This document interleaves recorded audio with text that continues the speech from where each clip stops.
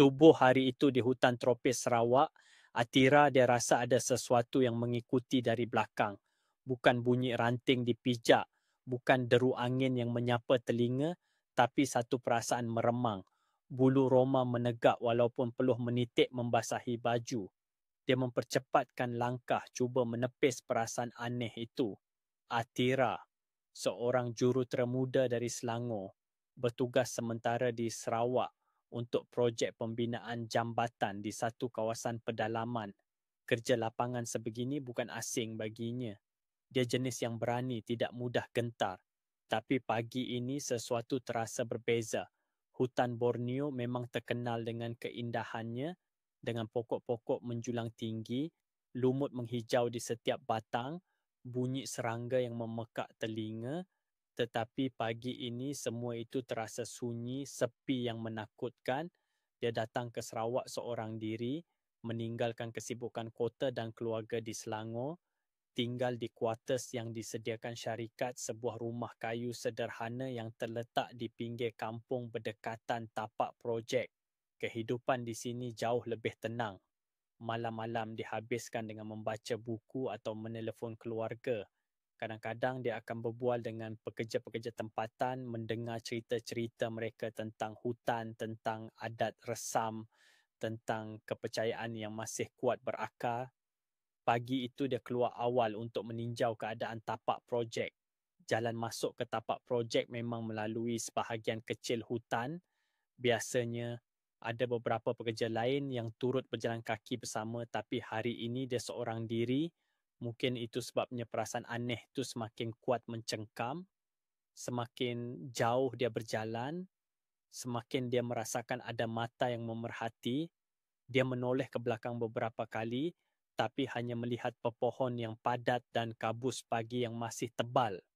Angin sepoi-sepoi bahasa menyejukkan kulit, tapi peluh dingin masih mengalir di dahinya. Ish, apa aku ni? Bisik Atira pada diri sendiri, penat sangat agaknya. Dia cuba menyedapkan hati, mungkin kerana kurang tidur atau mungkin kerana terlampau memikirkan masalah teknikal di tapak projek. Tiba-tiba, dia terhenti. Bau. Satu bau yang aneh menusuk hidungnya. Bukan bau tanah lembap, bukan bau dedaunan kering, tapi bau hanyir seperti bau darah yang sudah lama kering. Bau itu semakin kuat, semakin dekat.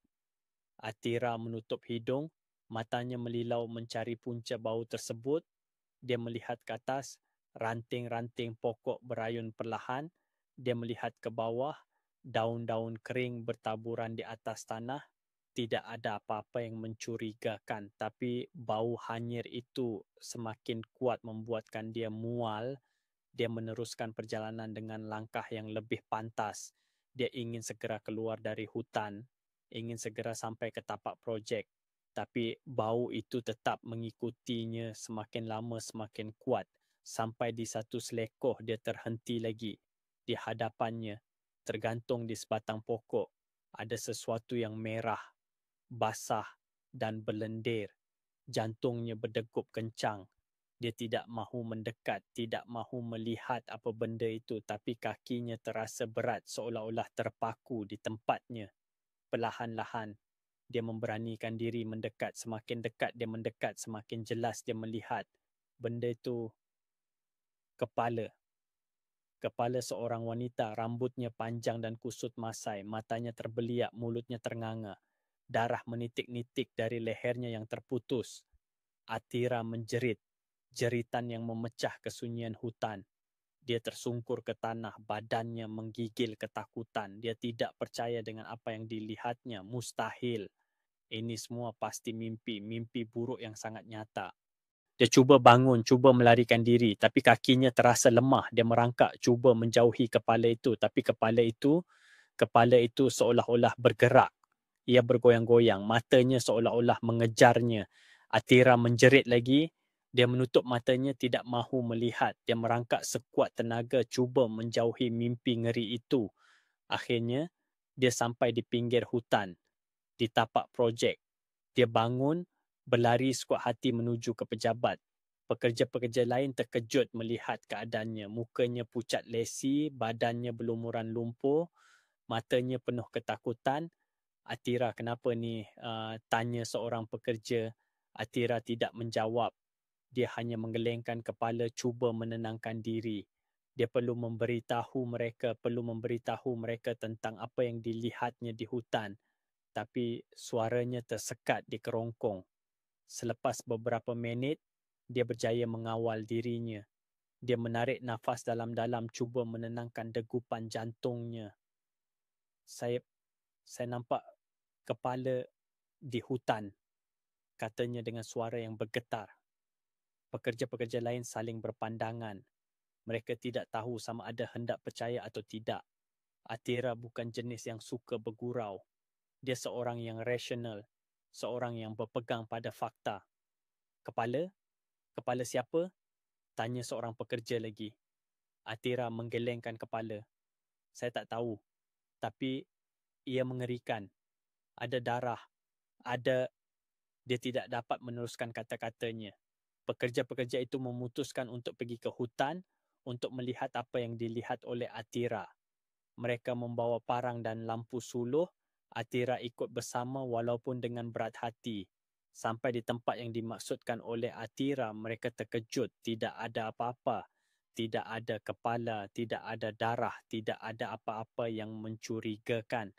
Hanya pepohon yang padat dan daun-daun kering yang bertaburan di atas tanah. Atira, awak pasti ke ini tempatnya?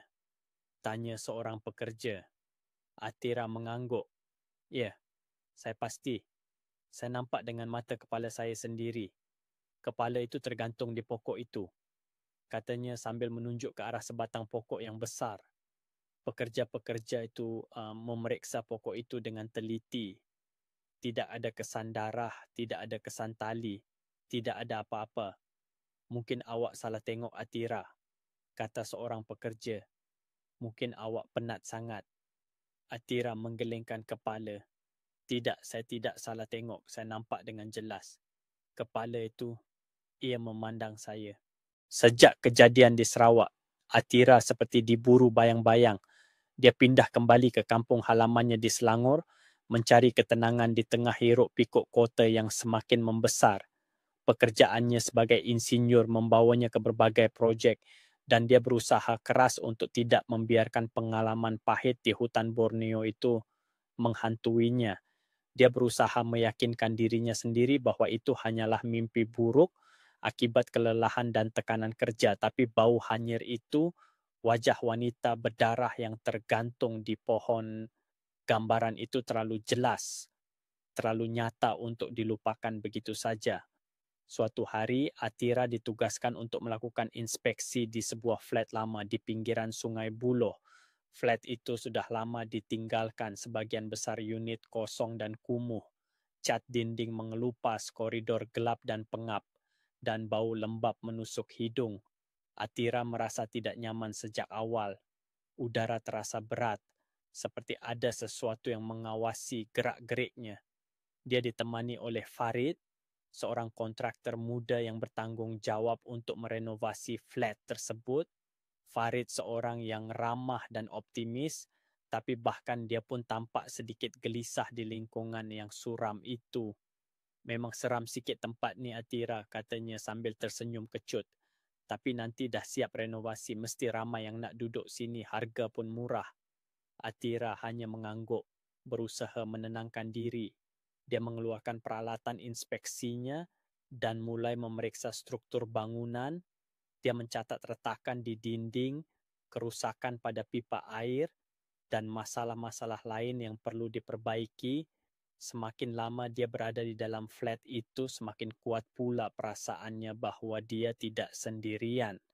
Di salah satu unit yang kosong, Atira menemukan sebuah lukisan aneh di dinding. Lukisan itu menggambarkan seorang wanita dengan rambut panjang terurai, matanya hitam pekat tanpa pupil. Wajah wanita itu tampak sedih bahkan putus asa. Atira merinding melihat lukisan itu. Ada sesuatu yang sangat mengganggu tentangnya.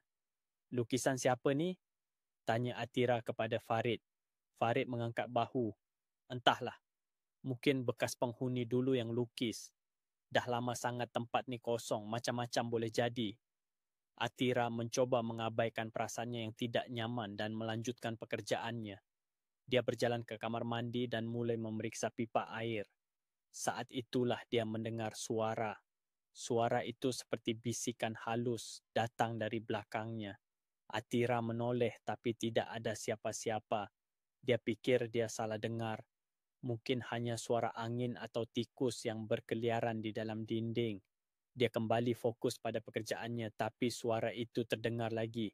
Kali ini lebih jelas, lebih dekat. Atira terdiam. Jantungnya berdegup kencang. Dia tahu dia tidak salah dengar. Ada seseorang atau sesuatu yang memanggil namanya. Dia berbalik perlahan. Matanya menyapu sekeliling kamar mandi. Tidak ada siapa-siapa di sana. Hanya keran bekarat, ubin yang retak, dan cermin yang berdebu. Dia mendekati cermin itu dan mengusap debunya.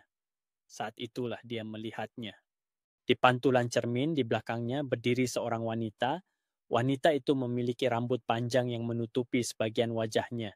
Tapi Atira bisa melihat matanya. Mata itu hitam pekat tanpa pupil. Sama seperti mata wanita di lukisan itu. Atira terkesiap dan berbalik.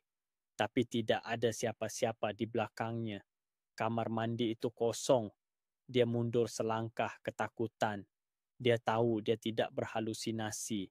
Dia melihat wanita itu wanita dengan mata hitam pekat. Dia berlari keluar dari kamar mandi mencari Farid. Farid, Farid, saya nampak hantu, teriaknya. Farid datang menghampirinya. Wajahnya cemas. Kenapa ni Atira? Apa yang berlaku? Atira menceritakan apa yang dia lihat di kamar mandi. Farid mendengarkan dengan seksama tapi dia tampak ragu. Mungkin awak penat Atira, tempat ni memang seram sikit tapi tak ada hantu pun. Tak Farid, saya betul-betul nampak ada wanita di kamar mandi. Dia panggil nama saya. Atira bersikeras. Farid mencoba menenangkannya. Okey, jom kita keluar dari sini, kita rehat sekejap, minum kopi, nanti kita sambung kerja. Atira setuju. Dia merasa sangat lega bisa keluar dari flat yang menakutkan itu. Mereka pergi ke kedai kopi terdekat dan memesan minuman panas. Atira mencoba menenangkan diri tapi dia masih terguncang dengan apa yang dia lihat. Awak pasti tak apa-apa Atira? Tanya Farid. Khawatir. Mungkin awak perlu jumpa doktor. Saya okey Farid. Saya cuma terkejut tapi saya betul-betul nampak hantu di flat tu, jawab Atira. Farid terdiam sejenak. Kemudian dia berkata, sebenarnya saya pun pernah dengar cerita tentang flat tu. Katanya ada penunggu di sana, ada yang cakap penunggu tu adalah hantu penanggal. Atira terkejut mendengar kata-kata Farid. Hantu penanggal. Makhluk mitos yang mengerikan. Kepala wanita yang terbang mencari mangsa. Dia tidak percaya dengan cerita-cerita rakyat seperti itu, tapi setelah apa yang dia alami, dia mulai meragukan keyakinannya. Penanggal? Tanya Atira, suaranya bergetar. Ya, katanya, hantu tu akan mengintai mangsanya, terutama wanita hamil atau yang baru melahirkan. Dia akan terbang di malam hari, mencari darah segar. Jawab Farid. Atira merinding. Dia merasa seperti ada sesuatu yang dingin merayap di kulitnya.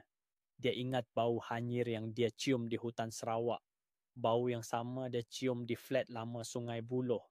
Tapi itu cuma cerita kan, tak mungkin betul, kata Atira berusaha menenangkan diri. Saya pun harap macam tu, tapi kita tak tahu kan?